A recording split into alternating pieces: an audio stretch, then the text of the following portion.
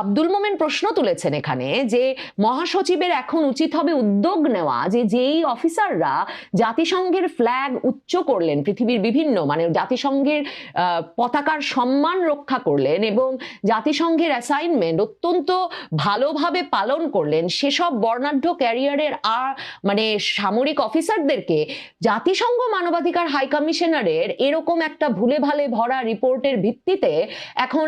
গ্রেফতার করতে যাচ্ছে আন্তর্জাতিক অপরাধ ট্রাইব্যুনাল। জাতিসংঘ মহাসচিবের উচিত হবে দ্রুত এই বিষয়ে একটা উদ্যোগ নেওয়া। বাংলাদেশে জুলাই আগস্ট আন্দোলনের ওপর জাতিসংঘের মানবাধিকার হাই কমিশনারের দফতর থেকে যে রিপোর্ট প্রকাশ করা হয়েছে সেই রিপোর্ট নিয়ে সরাসরি প্রশ্ন তুলে বাংলাদেশে আওয়ামী লীগ সরকারের সাবেক পররাষ্ট্রমন্ত্রী এবং জাতিসংঘে 2009 থেকে 2015 সাল পর্যন্ত বাংলাদেশের স্থায়ী প্রতিনিধি হিসেবে দায়িত্ব পালনকারী ডক্টর এ.কে আব্দুল মোমেন একটা কড়া ভাষার চিঠি দিয়েছেন জাতিসংঘ মহাসচিবকে সরাসরি, এবং সেখানে তিনি জাতিসংঘের যে প্রতিবেদনটি প্রকাশিত হয়েছে মানবাধিকার হাই কমিশন কার্যালয় থেকে জুলাই আগস্ট আন্দোলন নিয়ে, সেটিকে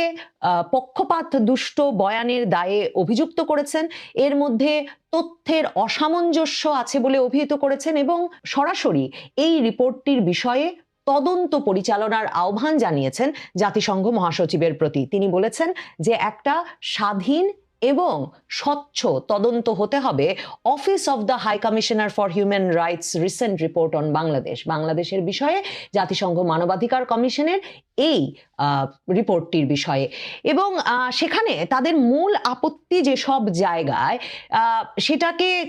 সহজভাবে বললে প্রধানত একটা আপত্তির জায়গা হচ্ছে যে কোথা থেকে জাতিসংঘ 1400 জন নিহত হয়েছে এই সংখ্যাটা পেল, সেটা নিয়ে প্রশ্ন তুলেছে আওয়ামী লীগ। সে সময় বাংলাদেশের যেসব শীর্ষস্থানীয় দৈনিক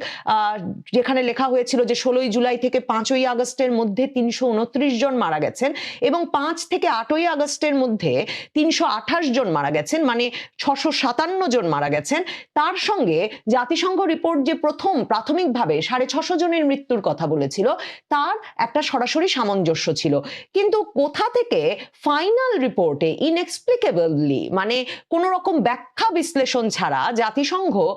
ইনফ্লেটেড মানে হঠাৎ ফুলিয়ে ফাঁপিয়ে 1400 জনের মৃত্যু ঘোষণা করলো, যেটা তথ্যসূত্র হিসেবে শুধুমাত্র জাতিসংঘর মানবাধিকার কমিশন লিখে দিয়েছে যে তারা কথা বলেছে সরকারি কর্মকর্তা এবং ইনজয়ার্ড পার্সনদের সাথে, কিন্তু কোনো সুনির্দিষ্টভাবে উল্লেখ করে নাই যে কোন সে সরকারি কর্মকর্তারা যারা এই 1400 জনের হিসাব নিয়ে হাজির হলো, কিংবা কোন সে আহত ব্যক্তিরা যারা এই 1400 জন মানে জাতিসংঘ প্রাথমিক রিপোর্টে 650 বলছিল 1400 জনে যে চলে গেল সেটার কোনো ব্যাখ্যা আর হাজির করতে পারে নাই। সেই প্রশ্নটি তুলেছেন এ.কে আব্দুল মোমেন। এছাড়া তিনি বলেছেন যে জাতিসংঘ এই পুরো বয়ানটা তৈরির সময় আন্দোলনকারীদের তরফে যে ধরনের, এবং তিনি ভাড়াটে গুণ শব্দটা ব্যবহার করেছেন, মানে ভাড়াটে গুন্ডা দিয়ে সহিংসতা সৃষ্টিকারী লোকজন দিয়ে যে ধরনের সহিংসতা সৃষ্টি করা হচ্ছিল, মেট্রো রেল বিটিভি সহ সরকারি স্থাপনায় যে আগুন দেওয়া হচ্ছিল, এই সহিংসতার বিষয়টি পুরোপুরি জাতিসংঘ তার বয়ানে অনুপস্থিত রেখেছে। যে একটা পক্ষ সহিংসতা শুরু করেছে এবং সরকারের তরফ তখন জানমালের নিরাপত্তা রক্ষার জন্য শক্তি প্রয়োগ করা হয়েছে কিনা এই বয়ানটি একেবারে এড়িয়ে গেছে, বা এই দৃষ্টিভঙ্গিটি এভাবে দেখার সুযোগটা পুরোপুরি এড়িয়ে গেছে জাতিসংঘ, সে কথাও বলেছেন এ.কে আব্দুল মোমেন। তিনি বলেছেন যে the intentional ignoring of public testimonies of perpetrators who admitted in national media to killings and arson, যে এমনকি সে সময় আন্দোলনকারীদের অনেকে জাতীয় সংবাদ মাধ্যমে এসে যে লুটতরাজ হত্যা এগুলোর সঙ্গে নিজেদের জড়িত থাকার কথা সরাসরি স্বীকার করেছেন, সেসব স্বীকারোক্তিও উদ্দেশ্যমূলকভাবে জাতিসংঘ এড়িয়ে গেছে। এ.কে আব্দুল মোমেন আওয়ামী লীগের এই সাবেক পররাষ্ট্রমন্ত্রী মহাসচিবকে প্রশ্ন করেছেন যে কিভাবে জাতিসংঘ যেসব পুলিশদের হত্যা করে তাদের মৃতদেহ পাবলিকলি ফেলে রাখা হলো, মানে প্রকাশ্যে ফেলে রাখা হলো, ডিসপ্লে করা মানে আমরা তো জানি এমনকি ঝুলিয়ে রাখা হয়েছে, সেসব ছবিও আমরা দেখেছি। তো এক রকমের প্রকাশ্যে হত্যা করে যাদেরকে ফেলে রাখা হলো, এরকম 3200 জন পুলিশের 3200 জন পুলিশ হত্যা হয়েছে বলে আওয়ামী লীগ জাতিসংঘ মহাসচিবের কাছে লেখা এই চিঠিতে দাবি করছে। তারা বলছে যে এই 3200 জন পুলিশের হত্যার বিষয়টি জাতিসংঘ কিভাবে এড়িয়ে গেল। একে আব্দুল মোমেনের চিঠিতে কেন এই সময়ে লেখা, এটার ক্ষেত্রে আমার মনে হয় অত্যন্ত গুরুত্বপূর্ণ যে তিনি চিঠির মধ্যে উল্লেখ করেছেন যে এই যে একটা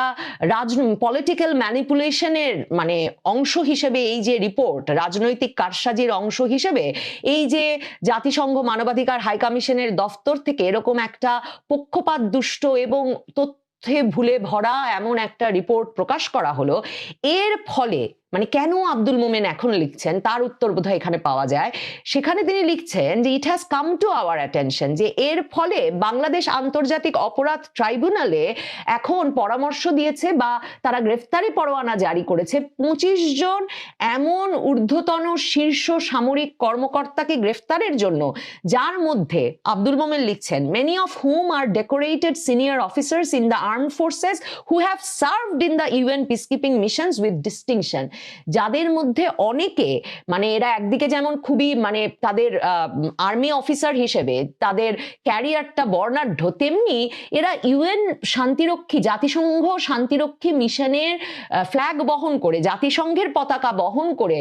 অত্যন্ত সম্মানের সঙ্গে এবং জাতিসংঘের মর্যাদা রক্ষা করে ডিস্টিংশনের সাথে তাদের দায়িত্ব পালন করেছেন। তো আব্দুল মোমেন প্রশ্ন তুলেছেন এখানে যে মহাসচিবের এখন উচিত হবে উদ্যোগ নেওয়া যে যেই অফিসাররা জাতিসংঘের ফ্ল্যাগ উচ্চ করলেন, পৃথিবীর বিভিন্ন মানে জাতিসংঘের পতাকার সম্মান রক্ষা করলেন এবং জাতিসংঘের অ্যাসাইনমেন্ট অত্যন্ত ভালোভাবে পালন করলেন, সেসব বর্ণাঢ্য ক্যারিয়ারের মানে সামরিক অফিসারদেরকে জাতিসংঘ মানবাধিকার হাই কমিশনারের এরকম একটা ভুলে ভালে ভরা রিপোর্টের ভিত্তিতে এখন গ্রেফতার করতে যাচ্ছে আন্তর্জাতিক অপরাধ ট্রাইব্যুনাল। জাতিসংঘ মহাসচিবের উচিত হবে দ্রুত এই বিষয়ে একটা উদ্যোগ নেওয়া, কারণ তিনি মনে করাচ্ছেন যে যেই বাংলাদেশ অর্থনৈতিকভাবে সামাজিক সকল সূচকে জাতিসংঘের দ্বারা প্রশংসিত ছিল এবং অত্যন্ত ভালো এগিয়ে যাচ্ছিল, সেই বাংলাদেশ গত 1 বছরের বেশি সময় ধরে চলা অস্থিতিশীলতা সহিংসতায় এখন অর্থনৈতিকভাবে মুখ থুবড়ে পড়ছে এবং মানে দেশটিতে এত ভয়াবহভাবে দারিদ্র বেড়েছে যে মানে এই সাবেক পররাষ্ট্রমন্ত্রী লিখছেন যে মহাসচিবের যে বাড়ি, অ্যান্তনিও গুতেরেসের যেখানে বাড়ি জাতিসংঘ মহাসচিবের পর্তুগাল, তার দেশ পর্তুগালেও বাংলাদেশ থেকে অবৈধ অভিবাসনের পরিমাণ এবং অবৈধভাবে সেখানে যাওয়ার আকুতির পরিমাণ, তাড়নার পরিমাণ অনেক বেড়ে গেছে। তো কি কি সুনির্দিষ্ট বিষয় তুলে ধরলেন একে আব্দুল মোমেন সেটা একটু আপনাদেরকে বলি। একটা তো বলেছি যে 3200 জন পুলিশ অফিসারের মৃত্যুর বিষয়ে কি করে জাতিসংঘ রিপোর্ট এড়িয়ে গেল, সরাসরি আওয়ামী লীগ এই চিঠিতে সে প্রশ্ন করছে। এরপরে বলেছি যে কিভাবে লুটতরাজ হত্যা করেছি বলে যে বয়ান বা যেই স্বীকারোক্তি জাতীয় সংবাদ মাধ্যমে দিল আন্দোলনকারীরা, কি করে জাতিসংঘ সেটা এড়িয়ে গেল সে প্রশ্ন তুলেছে।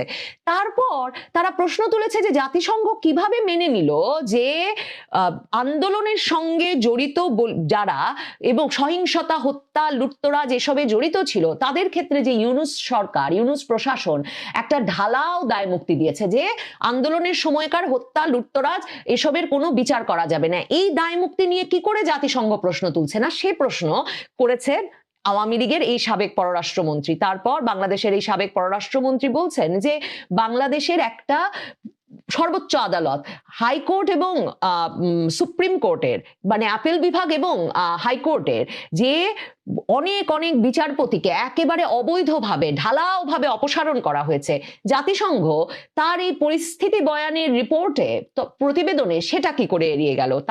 তিনি প্রশ্ন করছেন যে আবু সাইদের যে মৃত্যু, সেই মৃত্যুতে তখন ময়নাতদন্ত থেকে পরিষ্কারভাবে বেরিয়ে এসেছিল যে কোনো বন্দুকের গুলিতে আবু সাইদের মৃত্যু হয়নি, আবু সাইদের মৃত্যু হয়েছিল ব্লান্ট হেড ট্রমায়, মানে ভোঁতা কিছু দিয়ে এমন ভাবে তার মাথায় আঘাত করা হয়েছে সেই মাথার আঘাত থেকে। এই বিষয়টি জাতিসংঘ এড়িয়ে গেল কি করে? এটা পড়ে আমার মনে হলো আন্তর্জাতিক অপরাধ ট্রাইব্যুনালে উপস্থিত হয়ে কিছুদিন আগে আপনারা জানেন যে আমি বয়ানে বিস্তারিত বলেছিও আপনাদেরকে যে আবু সাইদের বাবা নিজে হাজির হয়ে কিন্তু বললেন যে বহু ঘন্টা পর ছেলের লাশ যখন তার কাছে পৌঁছালো সেই ছেলের লাশের মাথার পেছন থেকে তখনও রক্ত ঝরছিল। তো তিনি প্রশ্ন করেছিলেন যে কিভাবে মানে এত কি গভীর আঘাত ছেলের মাথার পেছনে যে তখনও রক্ত ঝরছিল। তো আওয়ামী লীগের তরফে সেই প্রশ্ন করা হলো যে আবু সাইদের মৃত্যুর বিষয়টি নিয়ে কি করে জাতিসংঘ প্রশ্ন তুলল না। তারা বলছেন যে কত সংখ্যক ব্যক্তি, আমরা জানি যে মিলিটারি রাইফেলে যে অধিকাংশের মৃত্যু হয়েছে জাতিসংঘ রিপোর্টে কিন্তু সেটা বলা হয়েছে, আমার যতটুকু মনে পড়ে 60-70% বেশি যে মিলিটারি রাইফেলে মৃত্যু হয়েছে সে কথা কিন্তু জাতিসংঘ রিপোর্টে আছে। এখন সাবেক পররাষ্ট্রমন্ত্রী প্রশ্ন করছেন যে এই যে 7.62 বুলেট দিয়ে 7.62 বুলেট দিয়ে কত সংখ্যক মারা গেলেন সেটা কেন চিহ্নিত করতে পারলো না জাতিসংঘ। শুধু তাই নয়, তারা বলছে এই বুলেট এবং এই মানে এই হত্যাকাণ্ডগুলো ঘটেছে প্রাইভেট শার্প শুটার্স এবং গুনসদের দ্বারা, মানে বেসামরিক বেসরকারি তার মানে প্রাইভেটলি হায়ার্ড ভাড়াটিয়া গুন্ডাদের দ্বারা এই হত্যাকাণ্ডগুলো ঘটেছে। কারণ আওয়ামী লীগের দাবি যে বাংলাদেশ পুলিশকে কখনো 7.62 মিলিমিটারের বুলেটের কোনো অস্ত্র দেওয়া হয় নাই। তাহলে এই অস্ত্রগুলো কোথা থেকে এলো সেই প্রশ্নটা কি করে জাতিসংঘ তুললো না, সেই প্রশ্ন তুলছেন সাবেক পররাষ্ট্রমন্ত্রী একে আব্দুল মোমেন। এবং তারা বলছেন যে অনেক সুপরিচিত আন্দোলনকারীর বাড়িতে তো পরে এই 7.62 বুলেটের অস্ত্র এবং বুলেট পাওয়া গেছে, তাহলে সেগুলো কি করে জাতিসংঘ তার তদন্ত প্রতিবেদনে এড়িয়ে গেল। সাবেক পররাষ্ট্রমন্ত্রী প্রশ্ন তুলছেন যে ওই সময়টায় যে অনেকগুলো জেল ভেঙে কারাগার ভেঙে দেশের বিভিন্ন জায়গায় অস্ত্র লুট হলো এবং দেশের কারাগারগুলো ভেঙে এই সরকারের আমলে যে অনেক ওই সময়টায় অনেক কনভিক্টেড ক্রিমিনাল একেবারে দণ্ডপ্রাপ্ত আসামিকে যেমন বের করে নেওয়া হলো, এই সরকারের আমলে যে অনেক দণ্ডপ্রাপ্ত আসামি বিনা শর্তে মুক্তি পেলেন, এই বিষয়গুলো কি করে জাতিসংঘ মানবাধিকার হাই কমিশন এড়িয়ে গেল। এই প্রশ্নগুলো তুলে প্রধানত যে বয়ানটা হাজির করতে চেয়েছেন সেটা হচ্ছে যে কিভাবে এই পুরো 2024-এর জুলাই আগস্ট ঘটনাটিকে যদি সহিংসতার বিষয়টি, আন্দোলনকারীদের তরফে যে সহিংসতার ঘটনা ঘটেছে সেই ঘটনাগুলোকে এড়িয়ে গেলে কি করে এই 2024-এর জুলাই আগস্ট আন্দোলনকে একটা নিরপেক্ষ দৃষ্টিতে বিচার করা সম্ভব। কারণ সরকার এবং আইন শৃঙ্খলা রক্ষাকারী বাহিনী যে তখন ল অ্যান্ড অর্ডার আইন শৃঙ্খলাকে সমুন্নত রাখার জন্য ব্যবস্থা নিচ্ছিল, এই বিষয়টি জাতিসংঘ এড়িয়ে গেলে তারা কি তার মানে ক্রিমিনালাইজ করছে আপহোল্ডিং ল অ্যান্ড অর্ডারকে, মানে আইন শৃঙ্খলা ব্যবস্থাকে সমুন্নত রাখা এই যে সরকারের দায়িত্ব, এই বিষয়টাকে কি তার মানে এর মাধ্যমে জাতিসংঘ মানবাধিকার হাই কমিশনার এর অফিস ওই প্রতিবেদনে ক্রিমিনালাইজ করলো, অপরাধ হিসেবে চিহ্নিত করলো জাতিসংঘ মহাসচিবকে? আওয়ামী লীগের এই সাবেক মন্ত্রী এই প্রশ্নটি কিন্তু সরাসরি করেছেন এবং তিনি বলেছেন যে এটা খুবই দুর্ভাগ্যজনক যে জাতিসংঘ মানবাধিকার হাই কমিশনের দফতরের মতো একটা সম্মানজনক দফতর একটা তার এরকম ভাবে রাজনৈতিক কারসাজি এবং বিভ্রান্তিমূলক তথ্য, মিথ্যা তথ্যের উপর নির্ভর করে, হয়তো আনইনটেনশনালি, হয়তো উদ্দেশ্যমূলক ভাবে নয়, কিন্তু এমন একটা রিপোর্ট দিয়েছে যেই রিপোর্টটা শেষ পর্যন্ত বাংলাদেশে অস্থিতিশীলতাকে আরো অনেক জোরদার করেছে, অনেক ভিত্তি দিয়েছে এবং একটা আনইলেক্টেড রেজিম, মানে ইউনূস সরকারের কথা বলছে, যে একটা অনির্বাচিত সরকারকে শক্তিশালী করেছে এবং মনে করিয়েছে যে কথাটা বলছিলাম যে বাংলাদেশ এখন এই পুরো পরিস্থিতির কারণে Bangladesh mob violence, extra judicial killing, বিচার বহির্ভূত যেভাবে হত্যাকাণ্ডগুলো ঘটছে, যে ধরনের মব সহিংসতা হচ্ছে, এর ফলে বাংলাদেশে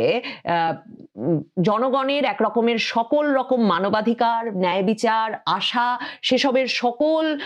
অধিকার ক্ষুণ্ণ হয়েছে। তারা একরকম এগুলো থেকে একেবারে বিচ্ছিন্ন হয়ে পড়েছেন, সংবাদ মাধ্যমের স্বাধীনতা কেড়ে নেওয়া হয়েছে। আর সবচেয়ে ভয়াবহ যে ঘটনা ঘটছে সেটা হচ্ছে বাংলাদেশ এখন এর ফলে